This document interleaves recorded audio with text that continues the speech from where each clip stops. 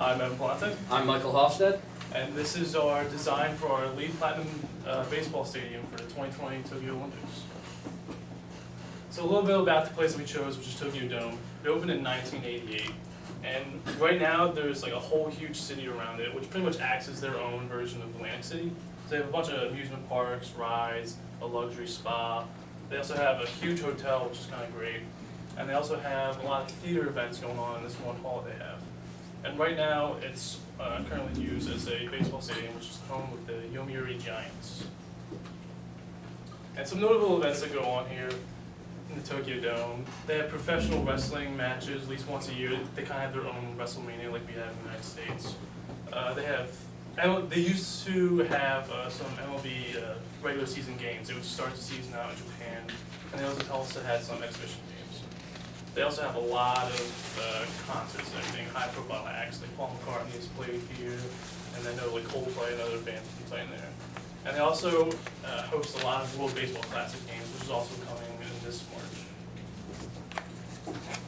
Baseball in Japan has been very popular. It was first introduced in 1872 by an English professor who was teaching in Japan, and they formed their first league in 1936.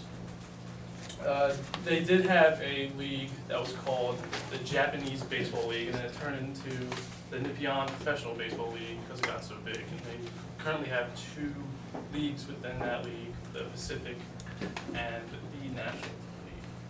And they currently are the best national team in the world, ranked by all the other teams internationally that have national teams. So why did we choose Tokyo Dome? Well, when we were researching on the Olympic website, there was no set location that we had for actual baseball games. And baseball is just being reintroduced into the Olympics, this upcoming Olympics. And when we were looking around at other stadiums, there weren't really many other old baseball stadiums that really needed renovations, and this was kind of the oldest, and it was also in the heart of Tokyo. And there is a lot of close transportation. They have multiple bus lines and train lines, which are local train lines, and there's a fast train line that can go all up and down Japan. And like I said earlier, with a lot of baseball games and concerts there, we know that this stadium will be reused and it won't just sit there after the Olympics and just turn to rust and everything. So then my part of this is to talk about the main renovations that we're going to try and do. First off, sorry for my shirt. I look like I'm wearing a size too big, but the inclement weather. But so we wanted to make a platinum building, LEED certified B, C, and D. Want the payback with the building to be in the next 20 years in the minimum. It can go a little over, but we'd like to try and get our money back as quickly as possible. Goals for the renovations: we want to focus a lot on green energy and making it a sustainable and nice venue rather than just throwing a bunch of stuff in there and be like, oh, it's green certified. We also want it to be a good venue for spectators and try and make it as good a viewing place as any in Japan. So to start off, we want to make solar panels to give us a good source of renewable energy. That's going to be placed over the parking lots. That's already a natural draw to sunlight with the blacktop. Additionally, that will provide cover for cars that are parked there and also for walking shade. So if on a hot summer day during the Summer Olympics, you can just walk right underneath it, similar to, as we talked about in the proposal, to the Eagle Stadium.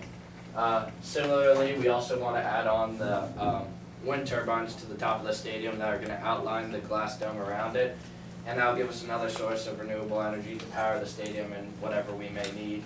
Also, again, modeled after Lincoln Financial.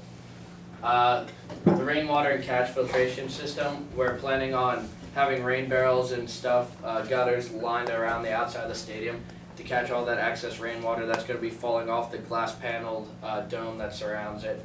We made a little adjustment to how we were going to do to the retractable roof, which I'll talk about. But so with the glass building the glass encasement surrounding it, it's going to naturally create that runoff and be able to really catch that water, filter it, and use it for whatever we may need, whether it be toilets, running water, just anything, field maintenance.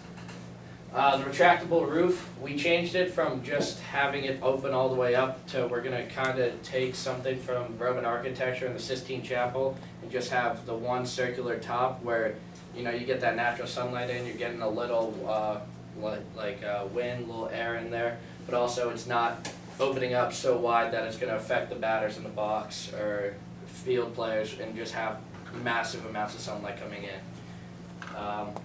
We also made that change after the Cowboys-Redskins game because in the Cowboy Stadium, the new stadium, throughout the game, sunlight was, if you're driving one way down the field, the kickers, quarterbacks could not see anything because of that sunlight. So we decided that that was a plausible, complaint. So we took that to serious effect. LED lighting, we're gonna change the lights surrounding the outside of the glass dome, make them all LED, as well as the interior. Make those also motion sensors, so if you're not in that part of the building, at past a certain time, you know, they'll just shut off. Like, while the game's going on, obviously, all the lights are gonna be on, but then after that, they'll be motion sensor based. And then the surrounding glass dome, we're gonna change it to architectural glass. It provides easier, better, natural light entrance. It doesn't, you know, cloud as much, and it's just more, you know, appeasing to the eye. Additional, we have some other stuff around it in terms of transportation. We're gonna make Uber a primary sponsor for us with the plan. Drunk bus is a huge thing for us as, you know, it's a sporting event, it's the Olympics, people are gonna be drinking, people are gonna be raging. So we're gonna make a drunk bus that's gonna drive around and bring everyone to their final destinations in a safe manner. Bike racks, it's in the city, so if people wanna ride their bikes to it, drop their bikes off, lock it up, or we were planning on doing the way that DC is doing it, where you can rent a bike out, you ride it to the stop, you return it, then someone else can use it, ride it to another stop, so on and so forth. Additionally, composting waste, all the excess waste that we get, we're gonna compost and we're gonna use that as fertilizer for the green that we're gonna build around it. Right now, surrounding the stadium is pretty much entirely concrete, so we're gonna try and break up some of that concrete, make some green areas, some green space, more trees, foliage, make it a little more appealing to the eye rather than just the concrete jungle.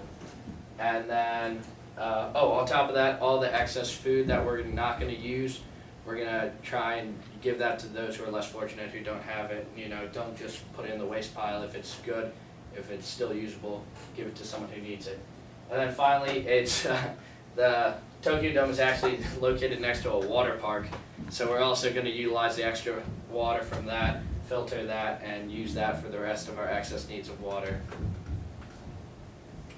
Now here are pictures from before. These were our rough sketches coming into the proposal. As you can see, you know, still rough sketches, just a general idea. But then here's now what our final, we kind of sketch this out, final sketch. You can see it's close proximity to the Tokyo Hotel. We have our grass area in here, solar panels lined in here with our bike racks. As you can see up here, it's no longer a big retractable dome, it's just a one opening at the top to get that sunlight in. See the wind turbines around the outside of it, and all this green area that we've now tried to implement. And you'll see a little bit more in the Revit. And the Revit, I do apologize, this is a very rough renditioning of Revit.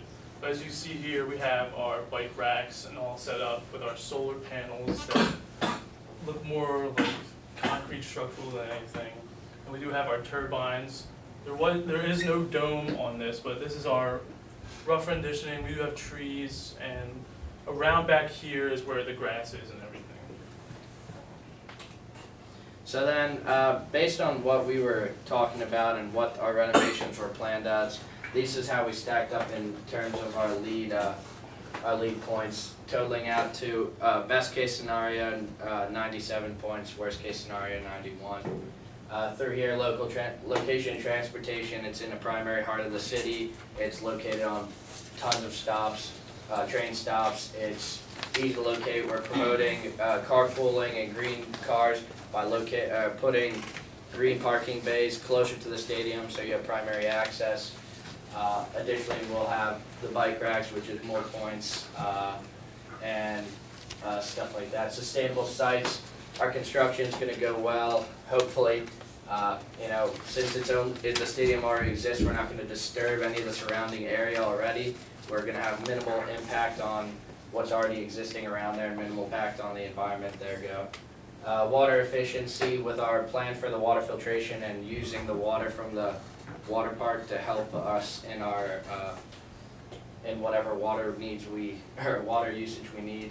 That's really gonna help us in terms of our efficiency, as we're not needing to take anything from the well. We're already using and recycling what's there and what's given. Energy and atmosphere, that was a huge one for us, because that's where a lot of the points came from. That was just in terms of our renewable energy sources, reusing that, and then also the interior atmosphere, like breathing air, stuff like that. Materials and resource, that's where we, in terms of building and whatnot, that's where we wanted to get a lot of points, because we were gonna use a lot of the materials that were already there, and then hopefully make a lot of our renovations using recycled materials. And then finish off with innovation. We thought our innovation was pretty good, and we think we're pretty clever in what we did, so we gave ourselves a 6 out of 6.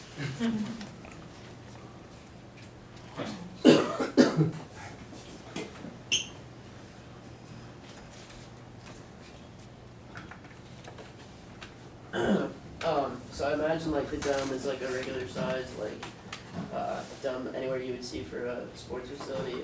Do you imagine there being like any issues with like a pop-up or whatever leaving the park? Or, cause I know like in Tampa Bay every now and then like a pop-up will hit like the ceiling of the dome.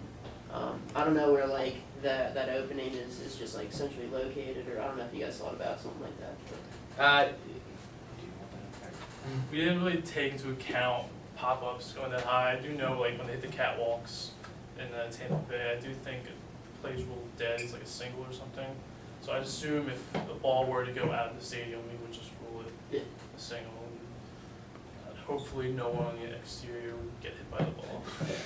Either a single or like a ground rule double, pop it over the fence on a ground rule and get that. How high is that? With the roof? What was it? Oh, God. I think, God. I think they said it's like comparable to the length of a baseball field. It's like, I think it's said like 350 to 400 feet, depends on how high you